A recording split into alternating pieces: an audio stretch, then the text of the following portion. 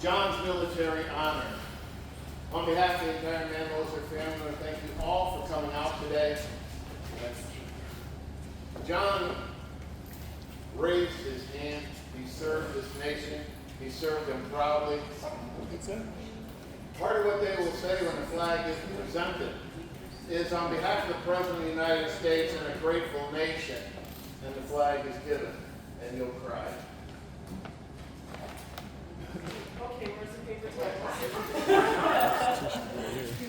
We really need to honor that service, because anyone who raises their hand and takes that oath to defend this nation against all enemies, foreign and domestic, though lately more domestic than, oh, never mind.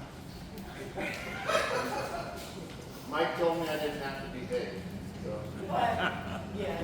I do? Oh.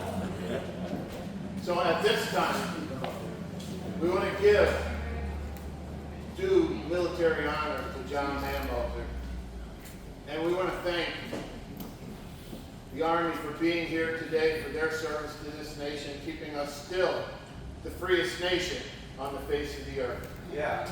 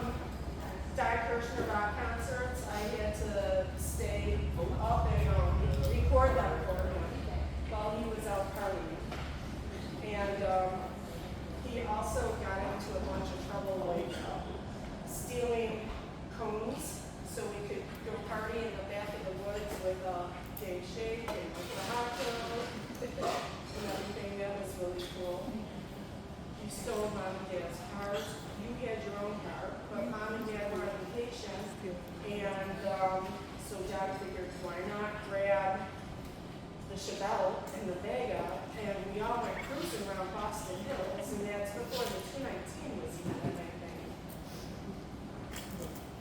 I was talking to my father, and he just thanks you all for being here so much. I was going over some stuff, and he was like, John was always in trouble. The band came from Ottawa to here. It was like sister bands, and then everybody from here was going to go to Ottawa. John skipped school and took everybody to Niagara Falls because you just got to see the beauty. And it didn't hit me until after my dad was like, oh, he's such a bad guy. It was in his spirit. He just had to share. Pink curlers in his hair so he could look like Peter Frampton. Grandma, come here. Look in the bathroom. So John and his girlfriend could go in the basement. Always. My dad was in the Korean War, and he had his old army jackets, and they were just long green wool jackets. Scariest shit ever, Dave Shank and him walking around the center of the mall. He taught me what not to do when I saw the police looking around his room. Because he stole stuff from grants. John was ADHD before ADHD medicine. We would always take our Easter chocolate and melt it all down and make candy of our own. John also wanted to go see Black Sabbath, and my father said, absolutely not. And he cued me in that at 9 o'clock, the reel is going to go off, and there was a message from Mom and Dad. Hi, I'm at the Black Sabbath concert. Can you please pick me up after? Which my dad did. Jackie and I, we were blessed to go to Denver when he was in the service, and he had his car rigged up so that he had the gas attendant open the hood, and John had a button, and a smoke bomb went off. And John got out, what the hell did you do in my car? Always playing practical jokes. Poor Al got the drooling crowd t-shirt, and we had to go to TV station, a TV station, a TV station, and just so he could advertise his drooling crowd. John told me about an experience he had. He told a few people it happened in a few different ways. I think I got the truth, but we won't go into it. But he woke up with people over him, and he was dead. They were giving him CPR. While he was dead, he saw everybody that he had ever touched in his life, and he knew what he made them feel, or how he made them feel. I believe after that experience, John's life changed forever. And that's probably when he started liking and wanted to share the beauty of God with everybody. John traveled a lot. As you can see that quilt over there, it's all of his travel shirts. And I gave it to Adria. When he was, I think it was in Cambodia or Bali, he bought a tuk-tuk for somebody, a way of life. He bought somebody something that he could make money on and live off of, because John felt really bad for him. And they became really good friends. My last days with John were a truly touching experience. He knew he couldn't take anything with him, so he gave as much as he could away. He emptied out his bank accounts and he blessed people. I have the list of everybody he wanted to bless. And I saw him give stuff away like the car. And it was just such a precious, precious thing. Before Adria came over, he looked at me and he goes, Adria, she's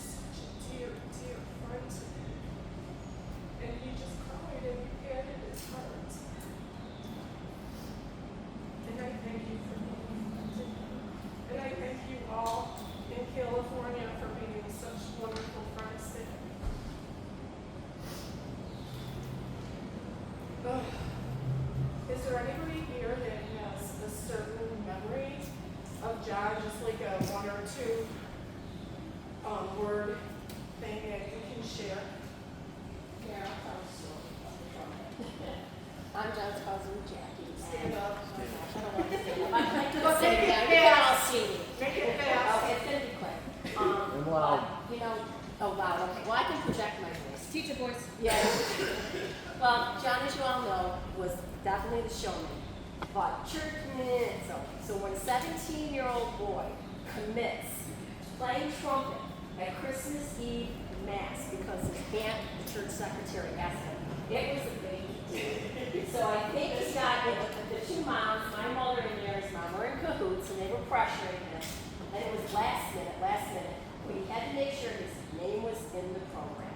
And it was. And I'm going to share with you, he played beautifully. And the song he played was Joy to the World. And that's what John brought, joy to the world.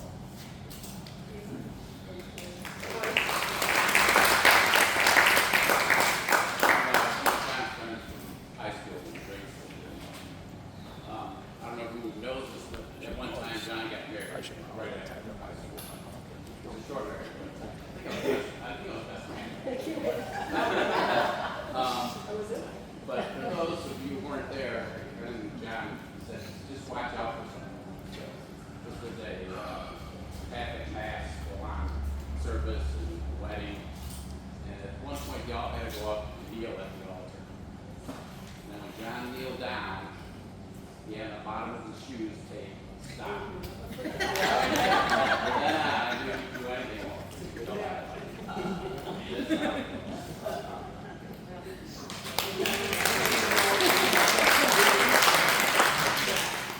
Anybody else?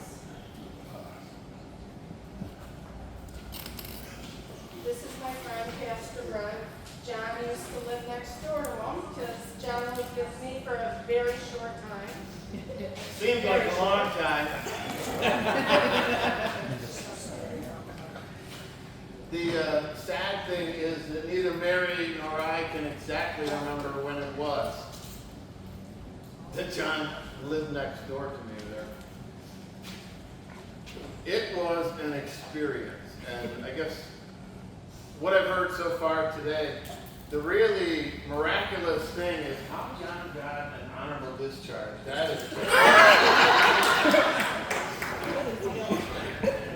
when I got back from Vietnam, I was a brig chaser. If you need to know what that is, I'll tell you later. But how he escaped.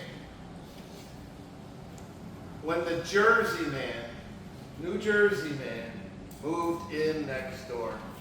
My two oldest girls were firmly in their hormonal teenage years. They'd lean out the window and say, Jersey man's coming, the New Jersey man's coming. It took me years to clean the drool off those windowsills. It's probably. They fell in love with him, but only from a distance. As far as you know. Yeah. Well, they're getting the third degree tonight. One of the most wonderful things that John did while he was living next door, Mary had this annoying little dog named Jet. Be nice to Jet. Your fault. I'll get that. Don't ruin the punchline.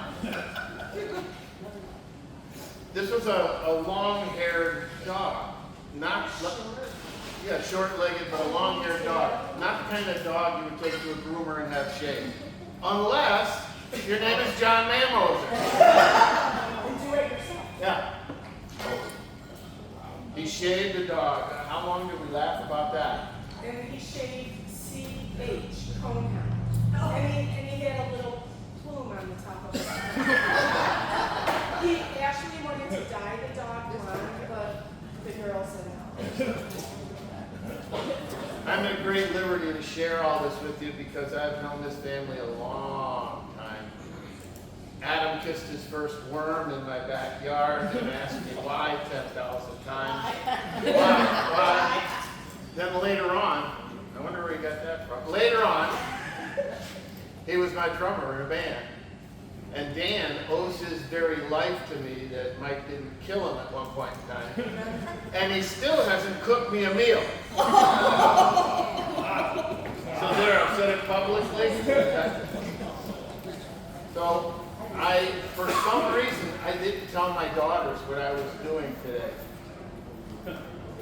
crawled in the hole in the ground. I'm just saying.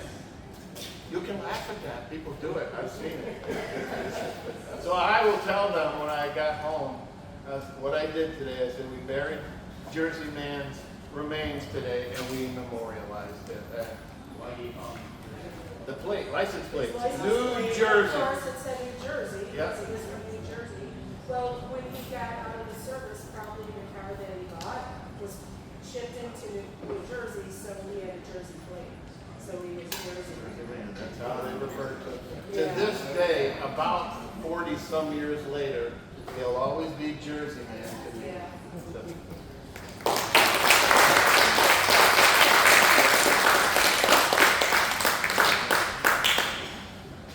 It was good. No, it wasn't. I left you alone because I was going to say that I knew you went. But I'm not going to say that. She got it. That's all that matters. Don't start. Okay. So, next,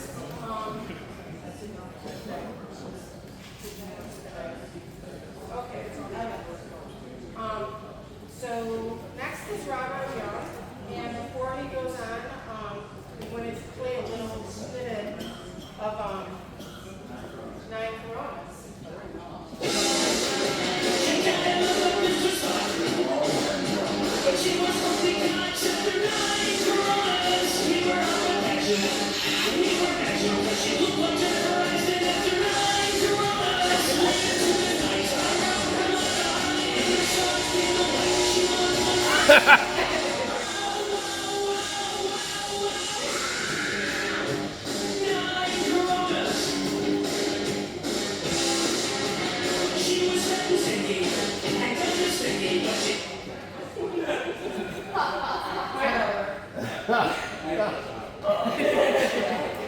I'm a broadcast producer and I sit on this.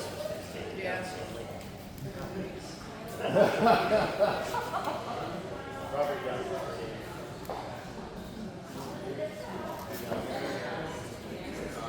I want to thank Mary and Joe for this on. Gave us all a chance to say goodbye to John Runway. When someone passes away, it takes louder. Okay. Use your production. Hey, you kids. Hey, listen to this. Listen to this. Okay, Robert Young's my name. I lived in LA in the early 80s. I produced big shows for a big network, Casey Kasem, Larry King, and the Dr. Demento show, of which that song came to us from a friend of John. John, as you know, had many talents. And one was producing comedy songs. Weird Al Yankovic was in our mailroom, and he just became to be the king of that, and John came down with that. To be successful, you need to prepare yourself with education, experience, hard work, make friends. We used to call it the fat Rolodex, people you recall. John did all that, and then luck. You can say God caused it. But John had his friend send us that song, and my girlfriend is his lady. Yeah. She was simply irresistible, and we played the heck out of it. And suddenly he appears. Well, that happened before we broke out the receptionist. You walk in and wait for her on the phone. She walked in like he owned the joint. And he walked back through 5 studios, found out where we were, just walked in. He was a little apologetic, but not much. And I was very impressed by the guy. I mean, you're 6'2", eyes of blue, aggression and talent at the same time. And he was the nicest man in the world. So that's a rare thing. All those things are very rare.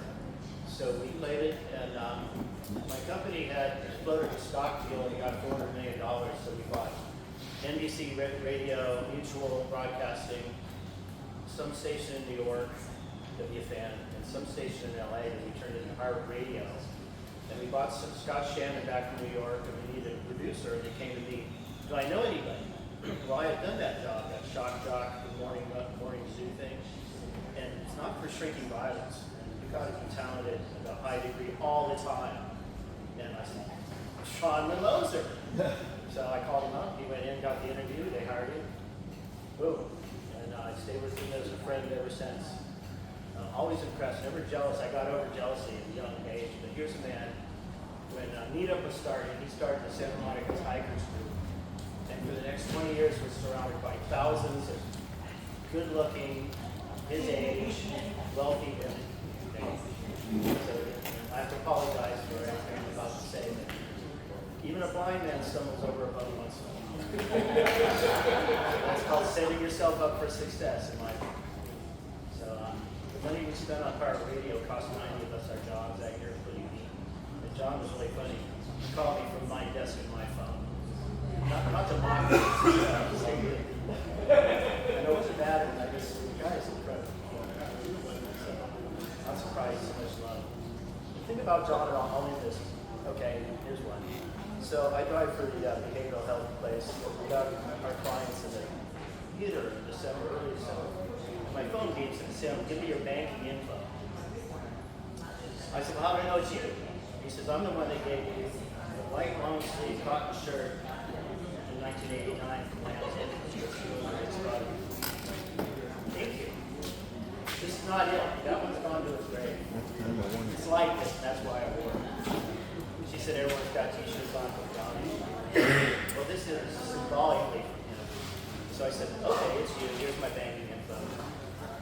I got a bad thought. So I knew he was fighting cancer. I thought, why would he want my banking info? And sure enough, he sent me money with the note saying, because you're awesome. And I tried calling, but he didn't pick up, but I eventually talked to you. And that's why. And you have done such an amazing help to me. I cannot thank you so much. Well, thank you for joining me.